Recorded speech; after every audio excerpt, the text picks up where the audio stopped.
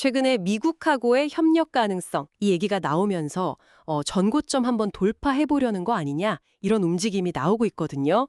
오늘 저희는 백악관 근처에서 나온 그 발언의 실제 무게감이 어느 정도인지, 그리고 이게 미국 해군 MRO 사업이나 신규 수주에 구체적으로 어떤 의미를 갖는지 데이터에 기반해서 한번 깊게 파고 들어보겠습니다. 현재 주가 외치에서의 기술적인 전략까지요. 네, 여기서 핵심은 딱 두 가지입니다. 첫째는 트럼프 대통령 연설에서 왜 지금 당장, 신속하게 이런 단어들이 반복됐는가 하는 점이고요. 그리고 둘째는 한화가 예전부터 공들여온 그 필라델피아 조선소. 이게 도대체 이 큰 그림에서 어떤 역할을 맡게 될 것인가. 이걸 좀 냉정하게 봐야 합니다. 바로 그 지점부터 한번 시작해 보죠. 저도 자료를 보니까 그 연설 부분이 가장 눈에 띄더라고요. 단순히 미래에 하겠다 이게 아니라 now, fast 이런 단어들을 쓰면서 10년, 20년 안 기다린다 이렇게 강조를 했어요. 이건 그냥 하는 말이 아닌 굉장히 강한 신호로 보이는데요. 맞습니다. 특히 working with the US Navy라는 표현. 이게 협력할 거다가 아니라 하고 있다. 현재 진행형이잖아요. 이미 물밑에서 상당한 교감이 오가고 있다는 걸 보여주는 대목이죠. 근데 여기서 우리가 궁금한 건 왜 하필 한화였냐는 겁니다. 그 전략적 행보라는 게 역시 필라델피아 조선소 인수를 말씀하시는 거겠죠? 네, 바로 그겁니다. 다른 조선사들이 별로 주목 안 할 때 한화는 미국 본토 생산기지에 투자를 했거든요. 그게 당시에는 좀 무모해 보였을 수도 있지만 존스법이라는 걸 생각하면 이게 정말 신의 한 수가 된 겁니다. 존스법이요.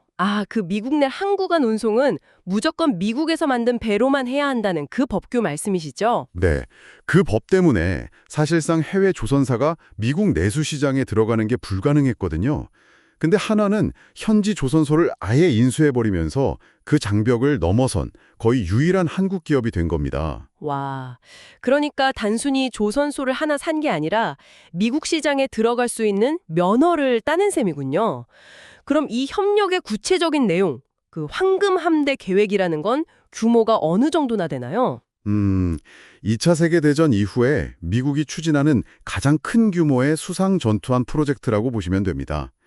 주력함이 3만 톤에서 4만 톤급으로 계획되어 있는데 이게 어느 정도냐면요. 3만에서 4만 톤급이요? 네, 지금 미 해군 주력인 알레이버크급 구축함이 한 9,500톤 정도 되거든요.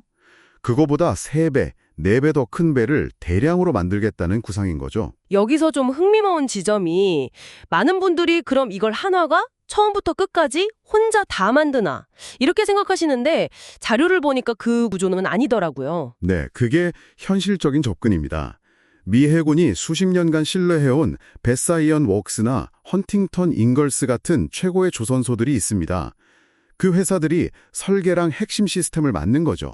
그런데 문제는 뭔가요? 그들조차도 지금 생산 능력에 한계가 왔다는 겁니다. 배를 설계할 머리는 있는데 이걸 계획대로 대량으로 찍어낼 손발이 부족한 상황인 거죠. 그래서 한화오션이 필요한 거군요. 단순히 생산 능력이 부족해서라기보다 한화가 가진 어떤 특별한 역량에 주목한 걸까요? 정확합니다. 미국에 지금 가장 필요한 게 바로 한화오션의 생산 관리 능력입니다. 정해진 돈과 시간 안에 오차 없이 똑같은 품질로 대규모 물량을 만들어내는 능력, 이게 핵심이에요.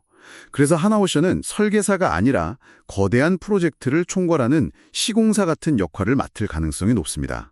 미국의 두뇌와 한국의 손발이 결합하는 가장 효율적인 모델이네요. 네, 최근 한화오션 재무제표를 봐도 특수선 부문 이익률이 개선되는 게 보이거든요.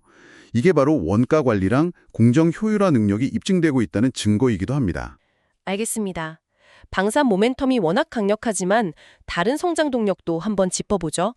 자료를 보니까 LNG 운반선 시장도 심상치가 않던데요. 맞습니다. 트럼프 행정부의 에너지 정책이랑 맞물려서 미국산 LNG 수출을 위한 운반선 발주가 대규모로 나올 걸로 예상되거든요. 한 150척 규모로 보고 있습니다. 150척이요. 와, 그거 한화오션 혼자서는 다 못하겠는데요? 그렇죠. 그래서 이 물량은 한화오션뿐만 아니라 HD 현대중공업, 삼성중공업, 우리 조선 3사가 나누어서 수주할 가능성이 큽니다. K조선산업 전체에 거대한 기회가 열리는 거죠. 물론 이렇게 다 좋은 얘기만 있는 건 아닐 겁니다. 저희가 꼭 짚어야 할 리스크 조인들도 있겠죠. 당연히 있습니다. 특히 잠수함 분야에서는 독일의 TKMS 같은 전통의 강자들이 버티고 있거든요. 지금 캐나다 잠수함 수주전에서 아주 치열하게 경쟁하고 있는데 좀 보수적으로 보면 수주 성공 확률을 30% 정도로 보는 시각도 있습니다. 만만치 않죠? 경쟁 구도 말고 투자자 입장에서 가장 현실적으로 봐야 할 변수는 뭘까요? 단연 시간입니다. 황금함대 같은 프로젝트는 계약하고 설계하고 만들고 인도하기까지 10년 이상이 걸리는 아주 긴 프로젝트거든요. 당장 내년 실적에 수십조 원이 찍히는 게 아니라는 거죠. 아마 초기에는 MRO 사업이나 호위함처럼 좀 작은 배부터 시작해서 점진적으로 매출에 반영될 겁니다. 이 시간적인 차이를 투자자분들은 꼭 인지하셔야겠네요. 자료를 준비한 만큼 보시는 분들은 좋아요만이라도 눌러주시면 감사하겠습니다. 부탁드립니다. 자, 잠시 다른 분야의 중요한 정보를 좀 알려드리겠습니다. 2026년에 JP 모건 헬스케어가 열립니다. JP 모건 헬스케어를 절대 그냥 넘기셔서는 안 되는 게 전 세계에서 가장 큰 제약 바이오 박람회면서 그리고 더 중요한 포인트는요.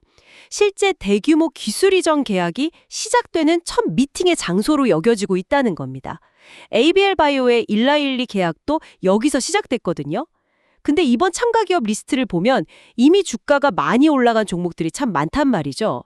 그래서 뒤늦게 참가 기업으로 이름을 올리는, 즉 주가가 바닥권에서 기회로 엿보는 종목을 주목해야 합니다.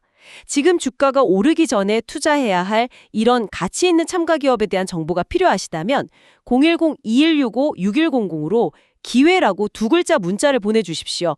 종목명이랑 정확한 매수 매도 가격을 알려드리겠습니다. 구독과 좋아요 약속해 주시는 분들께만 드리는 기회입니다. 자, 다시 하나오션으로 돌아와서요. 현재 주가 12만 1,900원. 이걸 어떻게 봐야 할까요? 예전에 저희가 9만 원 후반에서 11만 원 이하를 기회 구간으로 봤었는데 이미 그 구간을 훌쩍 넘어섰습니다. 네, 그 가격대는 이제 기회의 영역이라기보다는 확인의 영역으로 넘어왔다고 봐야 합니다. 시장이 그 황금함대라는 거대한 잠재력을 가격에 반영하기 시작한 거죠. 이제부터는 새로운 기준점을 잡고 대응해야 합니다. 새로운 기준점이라면 기술적으로는 어떤 가격대를 좀 주시해야 할까요? 지금 이 12만 원대 초반이요. 과거에 여러 번 저항을 받았던 매물대가 아주 두텁게 쌓여있는 구간입니다. 이 매물들을 소화하면서 올라가려는 굉장히 중요한 힘겨루기 자리죠. 단기적으로는 직전 고점이었던 13만 5천 원 선, 여기를 강하게 뚫어주는지가 1차 관문이 될 거고요. 만약에 조정을 받는다면요? 조정을 받는다면 이전의 저항선이었던 11만 원 부근이 이제는 강력한 지지선으로 바뀌는지 이걸 확인해야 합니다. 그래서 신규 진입을 생각하신다면 그냥 따라 사기보다는 의미 있는 지지선까지 조정을 기다리시거나 아니면 아예 대량 거래와 함께 13만 5천 원 저항선을 확실하게 뚫는 걸 보고 들어가는 전략이 유효합니다. 결국 정확한 가격 전략이 중요하군요. 앞서 JP모건 헬스케어 컨퍼런스를 언급했죠.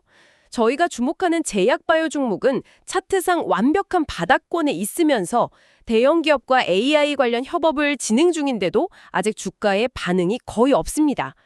내년부터 본격적인 상승이 기대되는 이 종목 010-2165-6100으로 기회라고 꼭 문자 보내셔서 내년 포트폴리오를 편안하게 준비하시길 바랍니다. 자, 그럼 오늘 이야기 정리해 보겠습니다. 하나오션의 현재 주가 상승은 미국의 대규모 함대 증강 계획이라는 이건 단기 테마가 아니죠.